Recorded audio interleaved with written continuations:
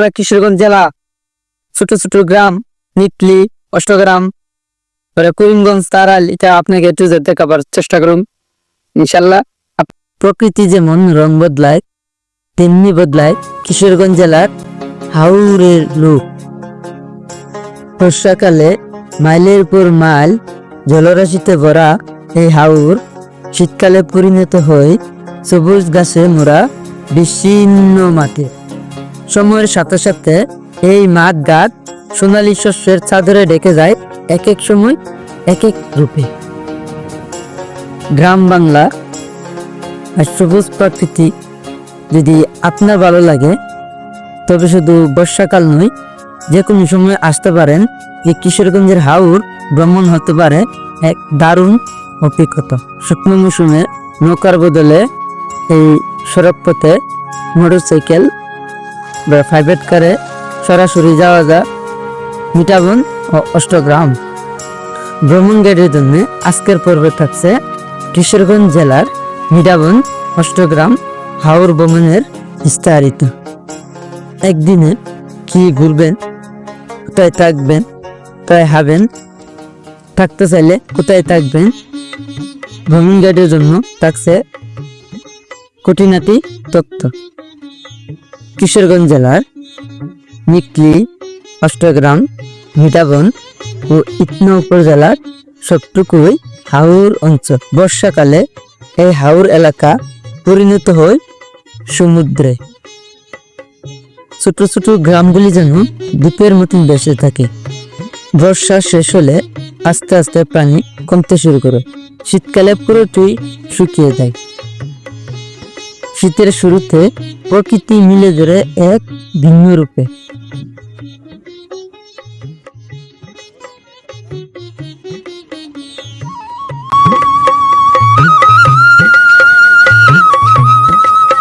ধানের জেলা হিসাবে কিশোরগঞ্জ জেলার এরি বোরো ধানের আবাদ।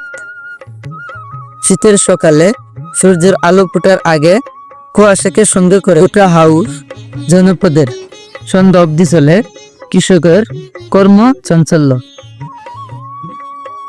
সময়ের সাথে হাওরের দৃশ্যপট বদলে যেতে থাকে। নভেম্বর ডিসেম্বরে গেলে দেখতে পাওয়া যাবে কৃষকের মাঠ প্রস্তুতির ব্যস্ত। জানুয়ারিতে গেলে দেখা যায় কচি ধানের চারা সবুজ হয়ে উঠেছে হাওরের পর হাওর। মাসে গেলে দেখা পাবেন সোনালি পাকা ধানে পড়ে গেছে চারপাশ। আর এপ্রিল মেতে কৃষকের ফসল তোলার ব্যস্ততা। শুধু ধান নয়, উঁচু জমিতে আবাদ করা হয় শীতকালীন নানা শাকসবজি, টমেটো, ফুলকপি, ভুট্টা, আলু ইত্যাদি। নানা রকম শস্য হেত মুগ্ধ হবেন যেও করে। কিশোরগঞ্জের হাওর ভ্রমণের সবার আকর্ষণীয় জায়গা মিঠাবন অষ্টগ্রাম ইটনা।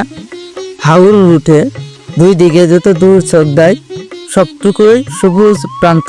কোথাও ধান ক্ষেতের সারি, আবার কোথাও অবারিত উঁচু ভুট্টা ক্ষেত। আছে শীতে নানা রকম শাকসবজি। কোথাও দেখা মিলে সবুজ গাছে ভিন্ন এক জগৎ। এই বিশাল গাছের প্রান্তর থেকে ভাবতে পারেন এটা হয়তো বাংলার নিউজিল্যান্ড।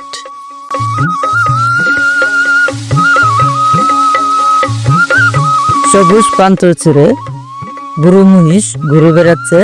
মানুষ আছে এখানে কৃষি জমিতে কাজ করতে। তারা অস্থায় আবাদ করে তোলে হাওরের জমিতে।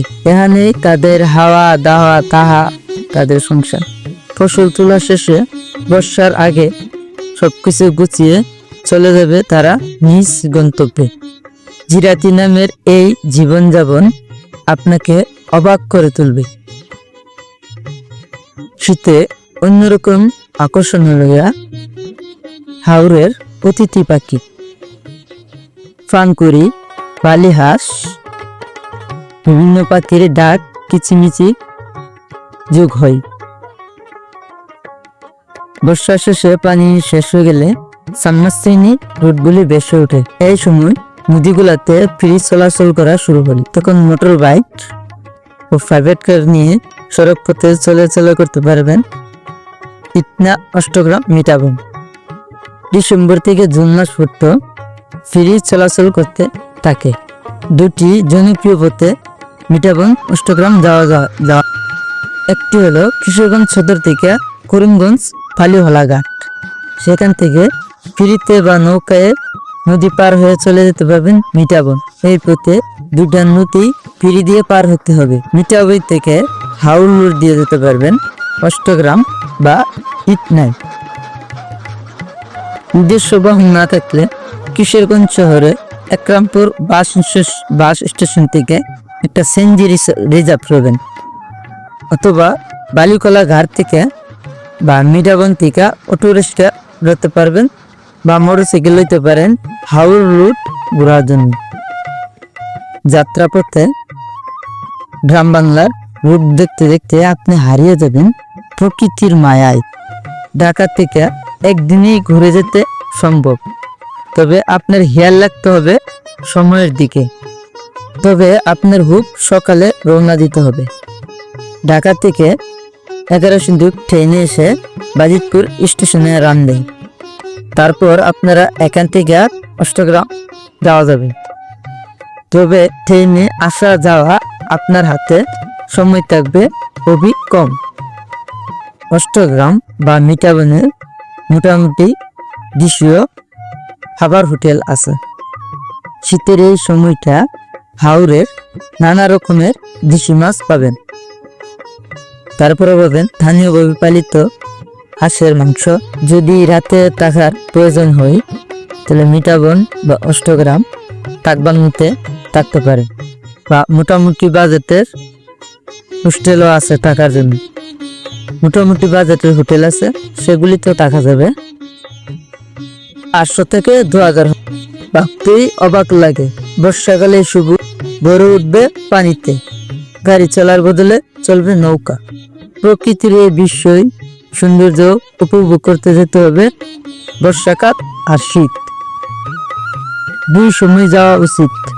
এই হাওরে কিশোরগঞ্জ জেলা হাওর ভ্রমণ নিলে আপনারা যদি আরো কোনো প্রশ্ন থাকে তাহলে কমেন্ট করে আমাদেরকে জানান। আমাদের ভিডিওটা আপনার কাছে ভালো লাগতে বন্ধুদের মাধ্যমে শেয়ার করে দেন আর চ্যানেলটাকে সাবস্ক্রাইব করুন। পরের পর্ব দেখার আমন্ত্রণ জানিয়ে আজ এখানেই শেষ করছি। সবাই ভালো থাকেন, সুস্থ থাকেন। আল্লাহ হাফেজ। সবাই নিরাপদে থাকুন।